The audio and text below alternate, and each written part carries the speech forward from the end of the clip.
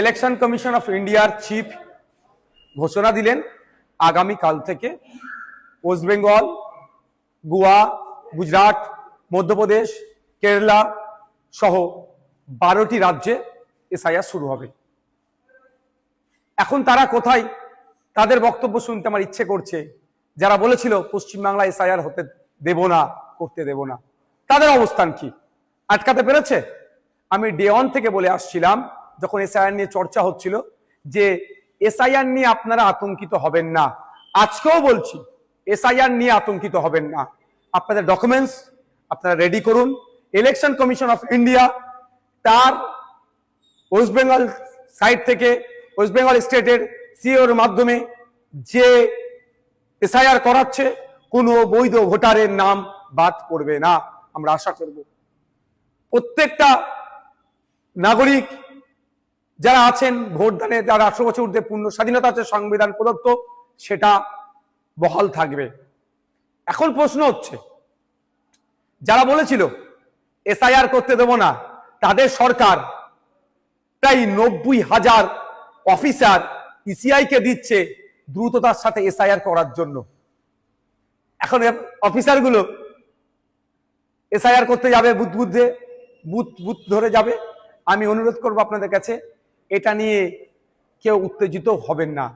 কারণ এই অফিসার যারা যাবে, তাদের আপনারা একটা বিষয় নোট করে রাখবেন, সেটা তার নাম, তার কন্ট্যাক্ট নাম্বার, সে কোন ডিপার্টমেন্টে চাকরি করে, আর তাকে এসআইআর এর জন্য ইনক্লুড করা হয়েছে তার প্রমাণপত্র আপনারা নিয়ে রাখবেন। যদি অফিসার কোনো বৈধ ভোটারকে ডি ভোটার, ডাউটফুল ভোটার, অবৈধ ঘোষণা করে, তার বিরুদ্ধে আইনত লড়াইয়ের একটা জায়গা থাকবে। এই লোকটি কে ছিল, 1 নম্বর কথা। দ্বিতীয়ত, কেউ যদি আপনাদেরকে উত্তেজিত করার চেষ্টা করে, আপনারা কারো কথায় উত্তেজিত হবেন না। কারণ 2021 নির্বাচনের সময় তৃণমূলের নেতারা বলেছিল, সেন্ট্রাল ফোর্সের সামনে গিয়ে, সেন্ট্রাল ফোর্সকে আটকাতে গেলে ঘরে যা আছে, খুন্তি, ঝাঁটা, জুতো, কুদাল, এইসব কথা অনেক বলেছিল, গিয়ে দাঁড়াবে ওদের সামনে। এই করতে গিয়ে শীতলকুচিতে সেন্ট্রাল ফোর্সের গুলিতে 4 জন মানুষ মারা গিয়েছিল। আজকে 4 বছর অতিবাহিত হয়ে গেল, এখনো কিন্তু বিচার পেল না। তাই বলবো, কারো কথায় উত্তেজিত হয়ে এই ধরনের ভুল পদক্ষেপ নেবেন না আপনারা। দেখুন, এটাতে বেশ কটা স্টেপ রেখেছে। প্রায় 1 মাস বুথ লেভেল অফিসারদের কাজ হবে বাড়ি বাড়ি গিয়ে এইগুলো সার্ভে করা, এই নির্দিষ্ট প্রক্রিয়া সম্পূর্ণ করা। তারপরে পাবলিশড হবে। পাবলিশড হওয়ার পরে প্রায় 1 মাস, হয়তো কারো যদি নাম ইচ্ছাকৃত হোক, অনিচ্ছাকৃত হোক, বা ডিস্টার্ব বাদ পড়ে বা ডিস্টার্ব হয়, সেক্ষেত্রে তার বলার সুযোগ, অভিযোগ জানানোর সুযোগ পাবে। একটা অনেক টাইমের এটা একটা প্রক্রিয়া আছে।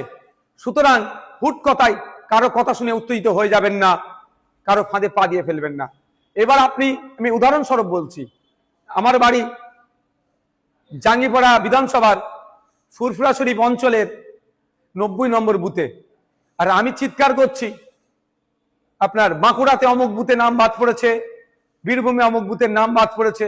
তার আগে আমার প্রথম কাজ হবে আমার বুথটাতে সকল ভোটারদের নাম ঠিক আছে কে না নাই, সেটাও তাহলে আমি একটু দেখে নেওয়া। যেটা আমি সমালোচনা করছি, এটা নিয়ে সোচ্চার হচ্ছি, আমাদের বুথের রাম কাকা, রহিম চাচা, ফতেমা মা বা সীতা মায়ের নাম ঠিকঠাক আছে কি বৈধ ভোটারগুলোর, সেইগুলো একটু আমরা দেখে নেব।